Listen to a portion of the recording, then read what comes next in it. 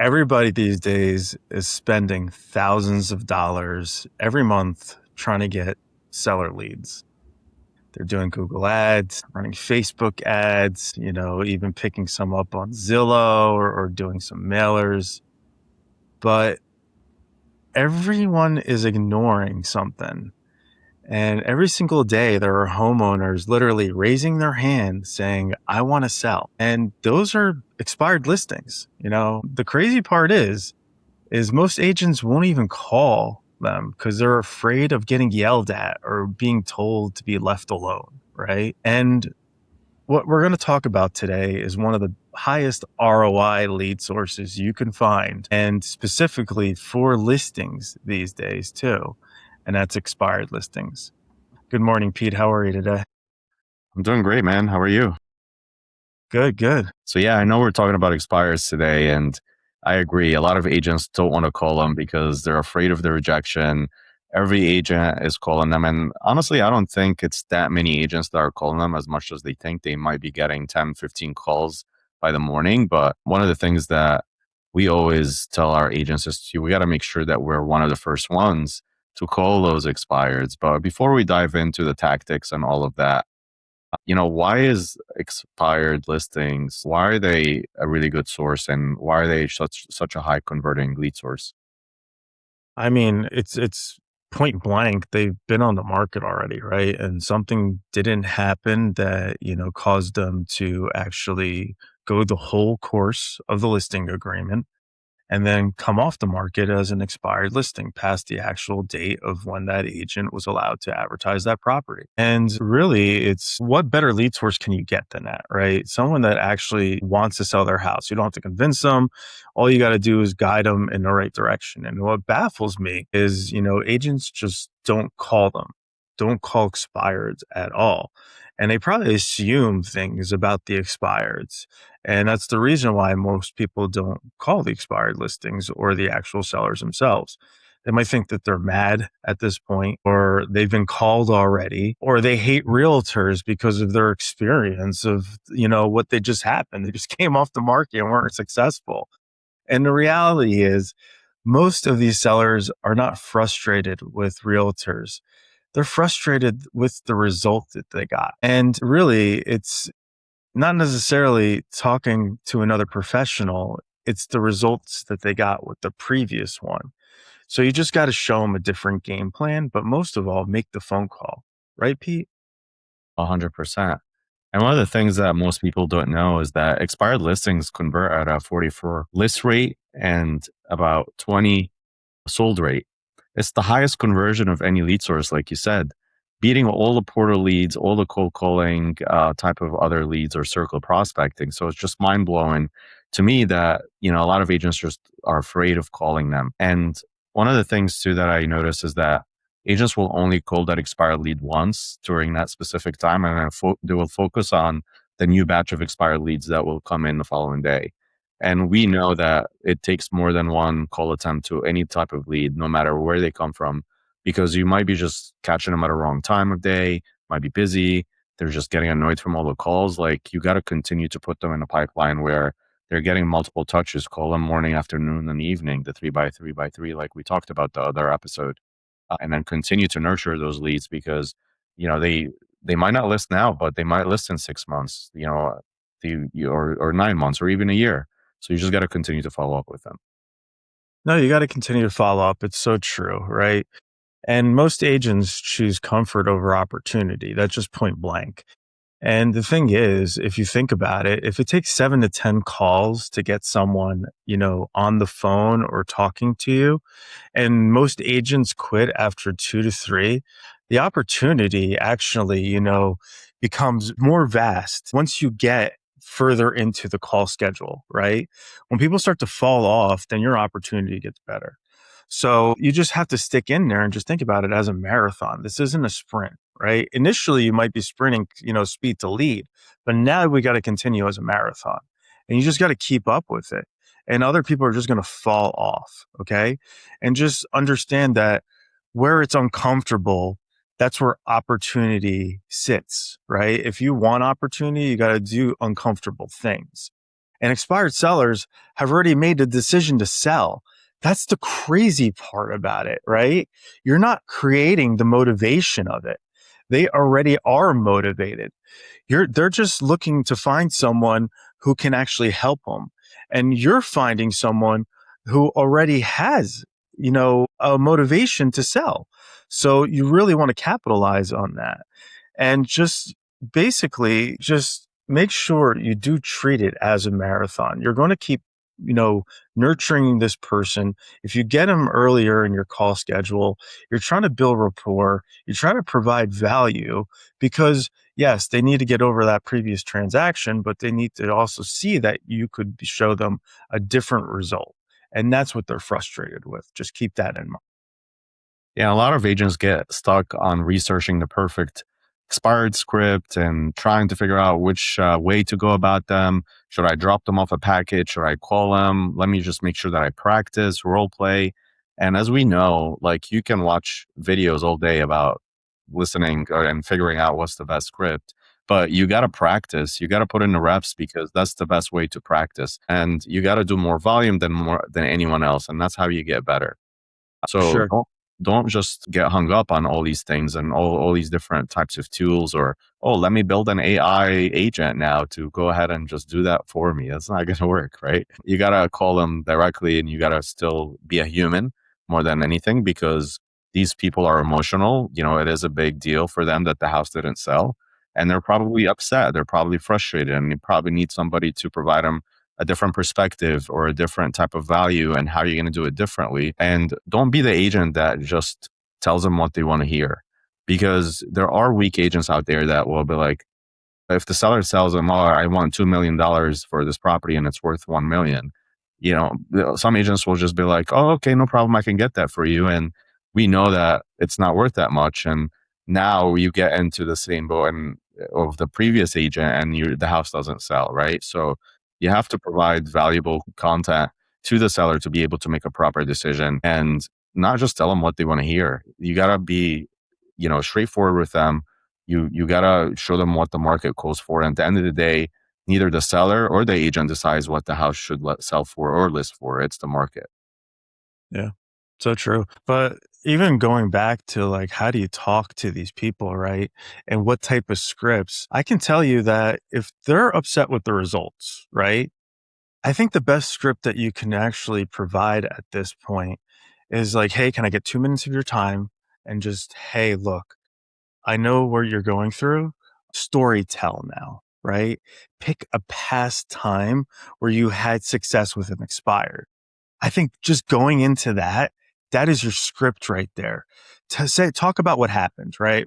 Right. Why did that property expire? What exactly changed? And how quickly it sold afterwards once you got your hands on it, right?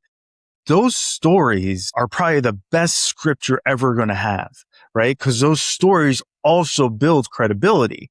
It shows that you have experience in it. And right there, boom, that's your script. And just talk about it. How comfortable is that for you? And if you don't have a personal, expired that you had success with, use one of your teammates, right? Use someone in your brokerage. You can still do that, right? So use a story, and when you tell that story, it's going to relay everything you need to actually portray to the seller so they understand how you can show them success in the results that they failed to get the last time. So true. I mean, storytelling is one of the most powerful ways to connect with anybody, really, and get them to engage and get them to know how you're going to be able to solve their problem. You know, we were talking about this the other day on our team, and I'm like, how would you respond to somebody asking you what makes you different? And it should start with a story. I remember when, and then insert whatever, like, use a case of, why you got into this business. I remember when I first, got into this business, I remember that, my parents were struggling and they couldn't get into real, they were renting and they couldn't buy a home for themselves. And I decided to go ahead and get my real estate license to make a change in my family and generation, down the road or something of that. Like it has to be personable. It has to be something that they can connect with. And like you said, stories of success, other successful clients that you've helped, Either you did it yourself or on a team. So this is how we're able to connect the dots from, you know, how are you going to be able to move them from the start to finish by utilizing those stories. Sure. For sure. And the thing is, like, part of the story is basically why did that property expire, right? And explaining exactly why that property expired, because now you can actually find a connection with you and that seller and maybe talk about why they thought that property expired. But by telling your story, they're going to overhear what you're saying, and then they'll actually, come towards and start to comment on parts of your story that relate to what they went through, right? So in most cases, you have to study that. You have to actually talk to the seller about why it expired, why they didn't have success. And it's normally one of three things, right? It's going to be the price was incorrect, the marketing was incorrect, or the presentation was incorrect, right? One of those three things were probably off, which caused the property to expire and not sell.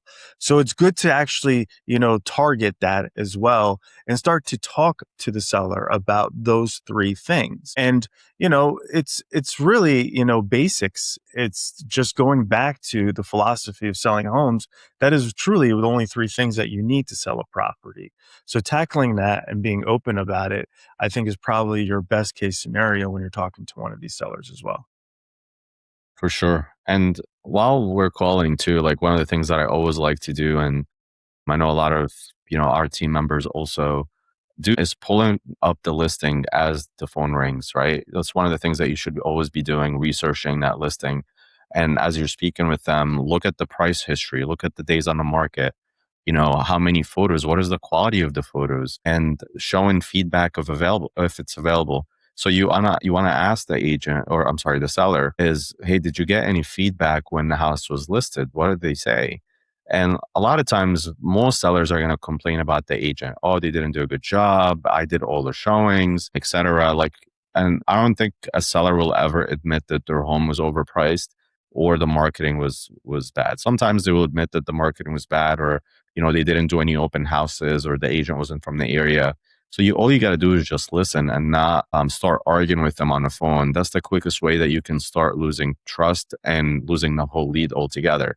Never argue over the phone. All you have to do is just listen, provide them with options, and let them know, like, build that curiosity in them, or that you have something valuable that when you meet them in person, that you're going to show them, and it could help them if they want to sell now or in the future. At the end of the day, all you want to do is provide them value and a different perspective of how you can market their home, and how it could sell, and why it didn't sell. And that's all, Yeah, you know? it's true. And it's about the questions that you ask and the things that you're talking to them about. And don't go into those script books and read off every damn line that everyone else is talking about, right? It's not going to work. Like, especially don't say, hey, I saw your listing expired, right? Expired is a real estate term, people. Like, talking to a seller and saying expired sounds like something died. Okay. You probably don't want to do it that way. All right. And then, or talk about you. Hey, I'm the number one agent in the area. Who cares? Right. How's that going to get them the results that they need? Or, hey, I'd love the opportunity. Guys, these are things that they've heard 40 times over, right? Ask better questions. That's the key. Just you have to ask them questions so that you make them feel like that you understand. Make them feel that you give a crap about it, right? Like, possibly say, "Hey, what do you think went wrong the last time around?" Right? Or if you could have changed one thing about your last experience, what would have that been? Right? Or has your plans changed, or do you still want to move? Right? Like, I just actually used that yesterday. And, the lady was actually projecting her, animosity of her last agent onto me. And I understood that. But I even asked her, I was like, look, have your plans changed? Do you still want to sell the property? Because we have different solutions for you. Right? Or maybe ask them, what frustrated you the most? Get into the key. It's going to be great information for you because now you know what to tackle. You're asking them key questions about what their experiences were, what they thought went wrong, if they could have changed one thing, right? And these are the ways that you're actually delivering information. And it's without using like a standard sales pitch per se. So it's about asking key questions, but knowing what to say and saying it correctly. Yeah, and one of the biggest things that I want to make sure that every agent that's listening to this not do is not talk bad about the other agent or the brokerage. And I had this example on Thursday. I went on an appointment and the listing was expired. It was overpriced. I was there for over 2 hours. And what happened was they interviewed multiple agents and I didn't, all I did was listen. They were complaining about their agent. The agent wasn't from the area. They only did one open house, and that's one of their biggest frustrations. Like they just chose the wrong agent altogether. And after our conversation, they did understand that their home was also overpriced. But during this 2 hours, I never said anything bad about the agent or anything else. But before I left, they told me, "Hey, we interviewed multiple agents, and every agent that came into this door was so egotistic that they put the other agent down." And that agent was a really good a good friend of ours, or recommended from a family member. So the reason why we're not going with them is because they all put that agent down and they talk bad about them and how horrible they did. So you never want to talk bad about another agent or another brokerage so you can just make yourself look better. You just want to listen and give insight and things that you can do differently. But that's the worst thing that you can do and the quickest way to lose a listing altogether. No, for sure. And that's the key. You got to focus on those three things that actually sell a property, right? The agent has nothing to do with it. You're talking now to the seller. Now it's your time, right? What good is it going to do bad mouthing someone else? It really, you want to focus on, just like what you said, Peter, you want to do your research, right? Look at the old listing photos, see what suggestions you would have on that. That doesn't attack the agent. That's just you're using your experience to tell them, hey, this would have been better this way around, right? Or the days on market or the price reductions, like you mentioned, right? You want to talk about all these, but you want to do your research. Or maybe it was possibly the property description. I mean, there's like, times I'm looking at property descriptions, I have no idea what property it is because it has nothing to do with the property that's actually being listed, right? But you want to talk to them about the history of that listing. Even the comps, that's so important. Sometimes, some agents are inexperienced. They might have done the comparables correctly. You want to talk to them about the actual comps and let them understand that their list price is just a marketing tool, right? And that might have been the issue. We understand what their goals are, but to get them to their goals, that might be what we need to look at. You just have to look and ask the right questions and identify what possibly something that you could change so they can get different results. But you can't do any of that without doing the research about their property. So make sure you do the research, so that you can speak to them specifically about key elements that you can help with so that they would get the actual results that they're looking for. Yeah, and it's something that's also really important is let's say the seller thinks that their home is worth more than the comps and or whatever the market value is. The thing that you don't want to do also is tell them, no, you're wrong, and here's why. There is a quote that says a man against their will is of the same opinion still. So they have to understand, like they have to come up with the idea themselves that their home is not worth that much. And the way to do that is by asking them questions. Here are the comps. If your home was listed, like, and obviously you want to show them what's active, what's under contract, and what's sold. So when you're showing them what's sold, here's what the market value should be around, right? And what's active, if you were the buyer of this home and you see two or three other homes that are under this price, what would you do in this scenario? Would you go to the house that's priced $200,000 more or $100,000 more, or would you go to the one that's less, right? And then get them to start thinking, have them see the home from the buyer's point of view, and get them to come to the conclusion that their home is not worth that much.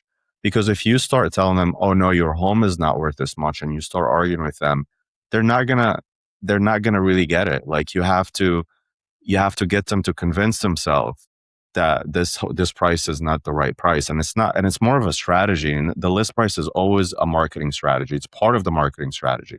It's not what it's going to sell for. It's just an entry point, and we got to explain that to the sellers. And this is one of the things that I always highlight. Like, there's three different strategies. There's the aspiring list price, or the average list price, or the auction like pricing, right? And then we go into the details of what the differences are, and what and they start coming to their own conclusion. I give them options. I don't tell them what to do. No, I definitely agree. And that's the key to it is you got to think about this framework. Forget about scripts and just think about a framework here, okay? And what you want to do is initially, you just want to acknowledge initially, right? Hey, I know you were frustrated. I know that last transaction that you just went through must have been frustrating. Acknowledge, right? Let me just get 2 minutes of your time. And then that's step one.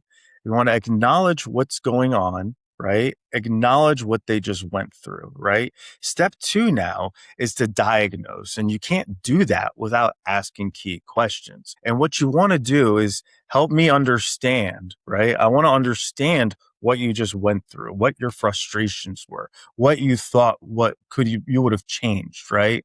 Things of that nature. So step one, acknowledge. Step two, we want to actually diagnose it. And then step three, what are you going to do differently? Right? We just diagnosed everything that went wrong. Now let's address every single one of those. And what are we going to do differently? Let's show them. Let's show them examples of what we've done, right? And then explain one specific thing that you change about each one of those. That's it, guys. And then really it's gonna like break it down where if you're talking to them about these things, now it's like, okay, hey, step four, book that appointment, right? Would it make sense for me to stop by for 15 minutes and discuss this a little bit further with you? Would it make sense, right? Would it be helpful if I were to stop by for 15 minutes? No pressure at all. Just let me know what works for you, right? So that's it, right? These are the steps to actually, prospecting an expired, talking to them and diagnosing what went wrong, showing what you can do differently, and then go in for the kill and book the appointment. Yeah, I like that a lot. And one of the things too is creating urgency. So a lot of times, people don't realize that, some people want to, most buyers want to get into a home before the school year starts. And this is one of the things that sometimes I use around this time of the year. Like, hey, there are buyers right now that are urgently looking to get their kids into the school before September 1st. So we could have buyers that are willing to close in 30 days or less, just because the fact that they want to be in a specific school district. So waiting, if you want to wait 3 months, and wait into the fall or the winter time, that can actually hurt you more than benefit you. So would you be opposed to trying it out on the market now and see what you can get this time around based on everything that we discussed? And then we can see what they say. Because at the end of the day, it's their decision. And I like the quote that you always, Sharif, is that, they're in the driver's seat and we're the navigation system at the end of the day. And then we're here just to provide them with value. So we just have to come up with creative ideas sometimes and get them to think of, timing. The listing also is really important because, it's one of the things that drive home prices up or down. It's all about demand. And if there's no demand, there's no offers. No, it's so true. I mean, that is a common objection, right? We're going to wait. Like you hear that probably the most. And really it's about, taking these objections and kind of, going back with a question. Okay. And like, okay, you want to wait. That's great. Just out of curiosity, what are you hoping would change while you were waiting? Right. And then just get it out of them. Like, why exactly do you think waiting is the solution? And maybe, there's something else in there that you can tackle that's not really about the waiting. Okay. And, another common one you're going to get is like, you know what? We didn't like the experience. We're just going to take it off the market. That's it. Perfect. Absolutely. I understand. But was the goal to stop selling or was the goal to stop the frustration? Right. And that's like the one I just used yesterday, right? So it was very, it was great timing of it since we're talking about this topic today. But it's sometimes you have to go back to that. It's, you're taking off the market. Did you not want to sell it anymore? Or was that still the goal? And is it you just need better results, right? Sometimes you got to talk about what their objection is in order to figure out how you can solve things for them. You know what I mean? And hey, maybe they're getting calls from multiple realtors. And, good thing is that you still can ask them a question about that, right? And ask them, who do you believe is actually going to address the concerns that you had from the last time around, right? Tackle the key elements because these are the common objections you're going to get, but always retaliate and go back with questions so you can actually dig more and get the info you need to actually solidify that listing. Yeah, and on top of that, and it just goes alongside what you said is, it's really important to find out what their motivation was when they initially listed the property. So one question that I always like to add to what you said, Sharif, is, so what was the plan when you had the house listed in the first place? Where did you plan on going, and what was the reason that you were looking to sell? Uh, Yeah. that's really important because we got to find out what the pain points. So, as an example, the one that I just went to, their pain point was that they own three homes and the taxes are a lot. They're paying over $40,000 a year in taxes between all three homes, and they're empty nesters. And it doesn't make sense for them to live in, an area that has really good school districts when they don't have any kids. So it was one of the things that, we kind of played on. And I was like, okay, well, what's the plan now? Because every day that you're staying in this house is costing you X money in taxes and insurance. So that's money you're just throwing out the window, and you have other homes that you could stay at. Why not go ahead and put the house on the market now? And they started seeing the point and doing the calculation. The guy was analytical, so he was like, "Oh yeah," he's like, "Yeah, yeah, I have this spreadsheet of all my expenses and this and that." I'm like, "Okay, well, there's the taxes in there?" Like, so that's one of the things that you can always play on it. So you got to make sure that you find out their pain points and motivation for sure.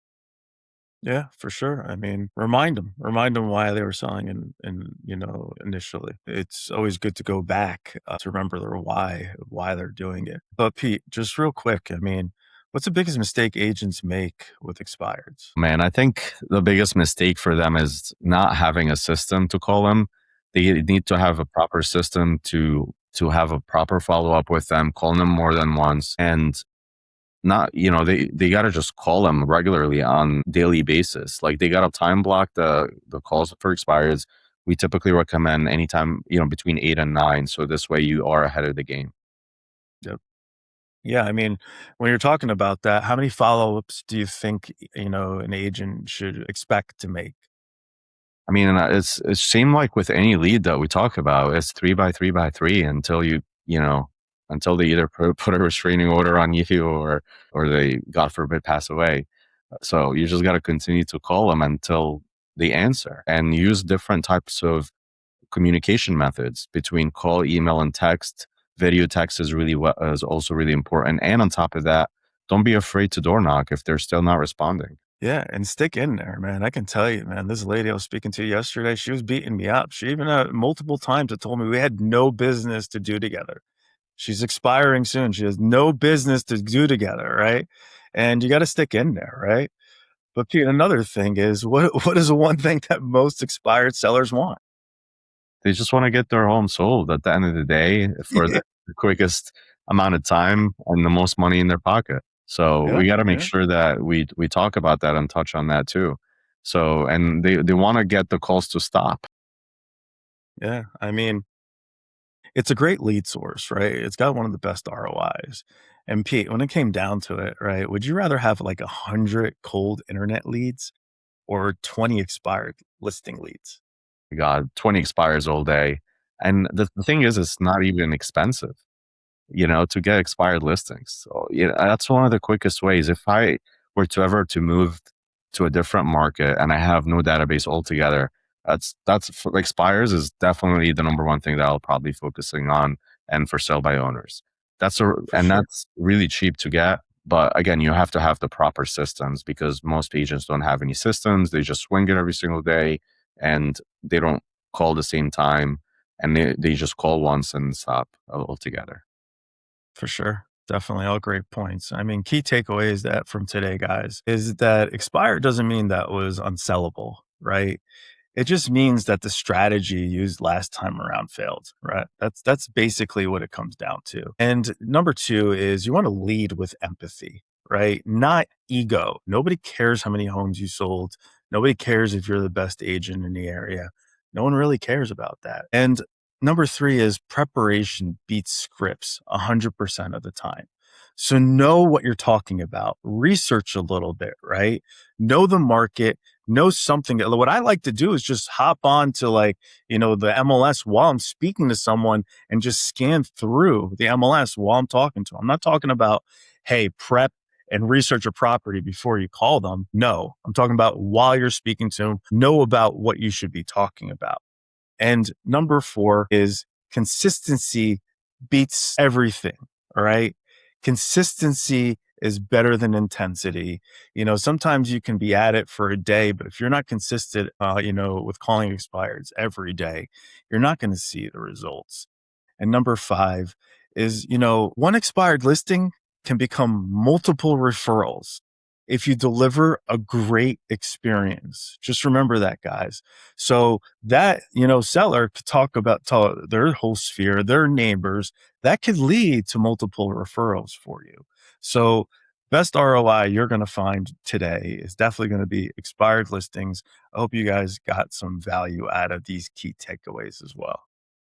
Yeah, this was so valuable. I wish somebody had told me this when I first started in real estate. But yeah, guys, as you know, if you like this podcast, please share it, like, and subscribe, and send us a comment, send us a message, and let us know if you would like for us to send you our framework of how to reach out to expireds altogether, or if you have just questions about anything regarding expires or anything real estate related, feel free to reach out to us. We are always open to having a conversation. Have a great day, guys. Bye, guys.